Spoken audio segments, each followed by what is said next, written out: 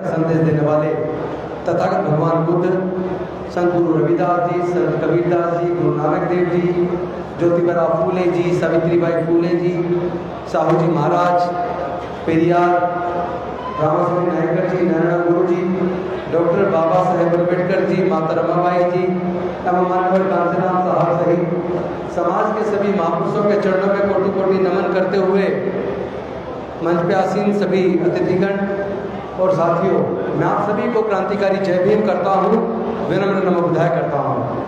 सबसे पहले तो मैं राजकुमार सैनी जी को उनके जन्मदिवस पर बहुत बहुत शुभकामनाएं देता हूँ। साथियों, मैं समझता हूँ कि केवल राजनीति पे चर्चा करने से बात बनने वाली नहीं है। इसके साथ साथ इस बात पे भी चर्चा करनी चाहिए कि देश के अंदर जो सुप्रीम कोर्ट है और जो हाई कोर्ट हैं राज्यों की, उसके अंदर पिछड़े वर्ग के लोग हाई कोर्ट सुप्रीम कोर्ट में जज क्यों नहीं है।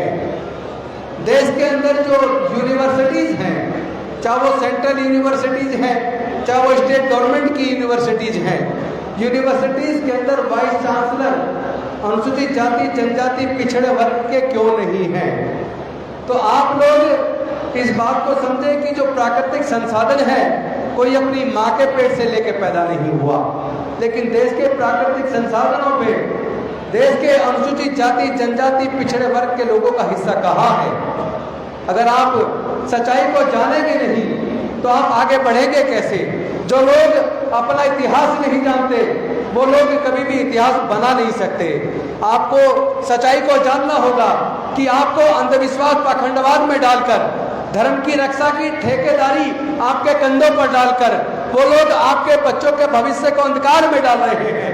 वो लोग हिंदू धर्म की रक्षा के नाम पर आपके बच्चे के भविष्य को अंधकार में करके वो आने वाले समय में आपके बच्चों को फिर से गुलाम बनाना चाहते हैं, क्योंकि उन्होंने देश के इस एजुकेशन को इतना महंगा कर दिया कि पहले तो हजारों साल तक धर्मशास्त्रों में लिखकर अनुसूचित जाति जनजाति पिछड़े वर्ग के लोगों को पढ़ने लिखने पर धार्मिक बंदिश लगा के रखी, व्यापार करने पर धार्मिक बंदिश लगा के रखी, संपत्ति अर्जित करने पर धार्मिक बंदिश लगा के रखी।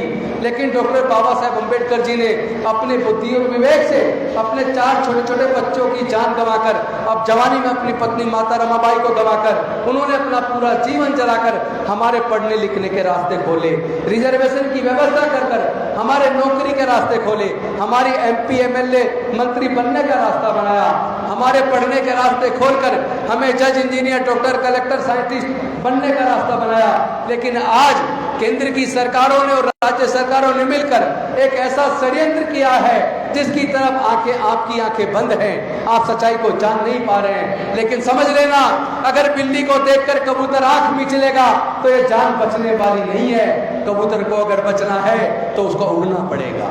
उसी तरह आपकी आंखें बंद कर दी है, धर्म की पट्टियां आपकी आंखों पे बांध दी है, लेकिन देश की एजुकेशन को उन्होंने इतना महंगा कर दिया ताकि आपके बच्चे पढ़ लिख कर जो रिजर्वेशन का लाभ लेकर जज engineer doctor collector scientist professor बनने ही शुरू हुए थे, लेकिन अभी तो पूरा हक मिला भी न था। उन्होंने पहले ही शिक्षा को इतना महंगा कर दिया है कि आपके बच्चों को शिक्षा मिलने वाली नहीं है। उन्होंने न्यू एजुकेशन पॉलिसी में एजुकेशन को पूरी तरीके से प्राइवेटाइज कर दिया। और दूसरी तरफ जो सरकारी संस्थानों में हमारे बच्चों की रिजर्वेशन की वजह से नौकरियां मिल जाया करती थी, उन्होंने सारे सरकारी संस्थान बेच दिए। उन्होंने इंडियन रेलवेज बेच दिया, उन्होंने पेट्रोलियम बेच दिया, गैस कंपनियां बेच दी, इंश्योरेंस कंपनियां बेच दी, बैंक बेच दिया, एयर इंडिया बेच दिया, एयरपोर्ट बेच दिए, और उन्होंने धीरे धीरे बंदरगाह वगैरह सब कुछ देश के संसाधन उन्होंने बड़े बड़े पूंजीपतियों के हाथों बेच दिए। और जो जो संस्थान बिक गया वहाँ आपके बच्चे की एंट्री बंद, क्योंकि वहाँ आपका रिजर्वेशन खत्म। इंटरव्यू में पूछेंगे आपका नाम क्या है, जैसे ही आप अपना नाम बताएंगे उसे पता चल जाएगा आप अनुसूचित जाति जनजाति पिछड़े वर्ग के हो, और यही आपकी डिस्क्वालिफिकेशन है। अदरवाइज काबिलियत की हमारे समाज के लोगों में कमी नहीं है। मरे हुए जानवर की खाल उतार कर उसको गलाकर हम उसको मुलायम बनाकर उससे जूते भी बनाते हैं, उससे कैप भी बनाते हैं, उससे जैकेट भी बना देते हैं, उससे नाना प्रकार की चीजें बना देते हैं। ये काबिलियत हमारे अंदर, हम पैदाइशी इंजीनियर हैं।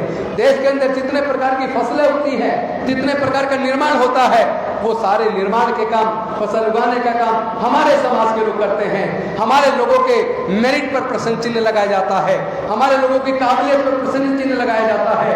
लेकिन मैं पूछना चाहता हूं, जब डॉक्टर बाबा साहब अम्बेडकर को मौका मिला तो उन्होंने भारत का संविधान लिख डाला, जोगिंदरनाथ मंडल को मौका मिला उन्होंने पाकिस्तान का संविधान लिख डाला।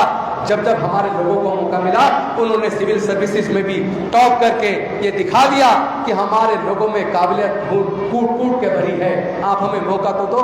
अरे जितने प्रकार की फसल उगती है, जितने खेतों में अन्न उगता है, ये मजदूर के तौर पर हमारे समाज के लोग ही तो करते हैं। यहाँ तक कि जिन मंदिरों में आप पूजा अर्चना करते हो, जिसमें आप हमारे घुसने पर एंट्री बैन करते हो, उस भगवान की मूर्ति को, पत्थर को तराश कर उस मूर्ति का निर्माण भी हमारे समाज के लोग करते हैं। लेकिन जब वो निर्माण हो जाता है, जब उस मूर्ति का मंदिर में प्रतिष्ठा कर दी जाती है, उसके बाद कहते हैं, मूर्ति बनाने वाले को कहते हैं तू अछूत है, भगवान अपवित्र हो जाएगा, मंदिर से बाहर निकलो।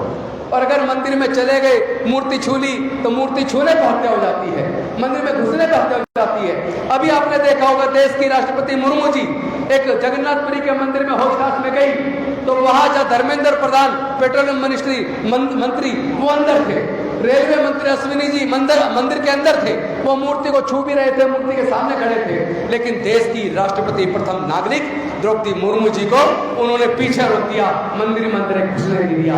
यानी आप चाहे मंत्री बन जाओ, चाहे राष्ट्रपति बन जाओ, मुख्यमंत्री बन जाओ, आपका अपमान होता रहेगा जाति की वजह से। ये जाति ही सारे उत्पीड़न का कारण है। जब तक आप जातियों में बने रहोगे, जब तक जातियों को जिंदा रखोगे, तब तक जाति की वजह से हमारे समाज को उत्पीड़न होता रहेगा। अगर आप उत्पीड़न से मुक्ति चाहते हो तो जातियों को खत्म करो, जाति छोड़ो, समाज छोड़ो। जब तक जातियों को छोड़कर समाज को नहीं जोड़ेंगे, जब तक इस सच को नहीं जानेंगे कि जातियां हमने नहीं बनाई, जातियां कुदरत ने नहीं बनाई, जाति जिसने बनाई वो बहुत चालाक थे। जाति बनाने वाले लोग ऊंचे पदों पर बैठे हैं, जाति बनाने वाले लोग मंदिरों का सारा चढ़ावा अपने घर में ले जाते हैं और आपको जाति के नाम पर पीड़ित करते हैं। मैं पूछना चाहता हूं, पूरे दुनिया में मुझे कोई एक एग्जाम्पल बता दो, कोई व्यक्ति गंभीर रूप से बीमार हो जाए और उसको डॉक्टर कहे कि तुम्हारा ऑपरेशन होना है, आप 20 बोतल खून का इंतजाम करो, तो जिसका ऑपरेशन होना है आपने कभी सुना वो ये कहे कि मैं केवल क्रिश्चियन का खून स्वीकार करूंगा, या मैं केवल मुस्लिम का खून स्वीकार करूंगा, या मैं केवल ब्राह्मण का खून स्वीकार करूंगा? जब जान बचानी है तो सबको पता है इंसान को केवल इंसान का खून काम आएगा। तब तो कहता है कोई भी जान बचा दो, जो जान बचाएगा वही भगवान है। और उसके बाद ये अनुसूचित जाति है, ये जनजाति है, अनुसूचित जाति को मुंह रखने पे आज भी हत्या हो रही है, गड़ा छूने पे आज भी हत्या हो रही है, आज भी हमारी बहन बेटियों की इज्जत तोड़ के उनकी हत्याएं हो रही है। अरे कहाँ सोए हुए हो मेरे दलित, पिछड़े, आदिवासी समाज के लोगों, मेरे अल्पसंख्यक समाज के लोगों? इस देश में, इस देश के निर्माण में हमारे समाज का खून पसीना लगा है, मजदूर किसान का खून पसीना लगा है। इस देश के सारे संसाधनों में हमारी हिस्सेदारी, भागीदारी होनी चाहिए, लेकिन हमारे लोग ना तो सुप्रीम कोर्ट में जज है, ना हाई कोर्ट में जज है, ना यूनिवर्सिटीज में वाइस चांसलर है, सत्ता पे उनका कब्जा है, चूंकि 88% बटा हुआ है, 88% बटा हुआ है। जब तक आप जातियों में बटे रहोगे, जातियों के संगठन बनाते रहोगे, जातियों की राजनीतिक पार्टियां बनाते रहोगे, तब तक आप मनुवादियों के हाथों में ताकत देते रहोगे। अगर आप चाहते हो देश के विकास में, देश के संसाधनों में, देश की सत्ता में आपको बराबर का हिस्सा मिले, तो अपने आप को एकजुट करो, जाति छोड़ो, समाज छोड़ो, और समाज को मजबूत करने के लिए एकजुट होकर इस लड़ाई को लड़ो। चूंकि ये कायर लोग हैं, ये डरपोक लोग हैं, इन्होंने अभी हमारे छोटे भाई चंद्रशेखर आजाद पे हमला किया। अरे बुज़दिलो, तुम्हें यह विचारधारा की लड़ाई है, लड़ना है तो आमने सामने की लड़ाई लड़ो, तुम छुप के वार क्यों करते हो? इस तरह वार करना बंद करो, आपकी बस की है तो आइए ना आमने सामने बात कीजिए ना। आप ज्ञान की बात करते हो तो ज्ञान पर चर्चा कर लो। आप किसी चीज में हमसे जीत ही नहीं सकते, क्योंकि काबिलियत तुम्हारे अंदर नहीं है, हम जानते हैं काबिलियत हमारे समाज के अंदर है। क्योंकि इस देश के निर्माण में, देश के अंदर जितने हॉस्पिटल बने, जितने कॉलेज बने, जितने स्कूल बने, जितने फ्लाईओवर बने, जितने नींव बने, जितनी इमारतें बनी है, ये सारी मालिक कोई भी हो, पर इनका निर्माण करने में मेरे समाज का खून पसीना लगा है, बहुजन समाज का खून पसीना लगा है।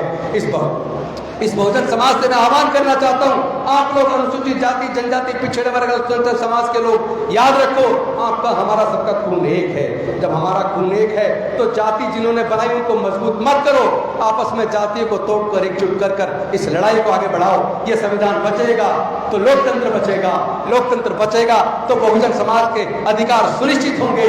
लेकिन जिस तरह केंद्र की सरकार देश के बाबा साहब के बनाए संविधान को खत्म करना चाहती है, लोकतंत्र को खत्म करना चाहती है। अगर ये खत्म हो गया तो ये बहुजन समाज फिर से गुलाम बन जाएगा।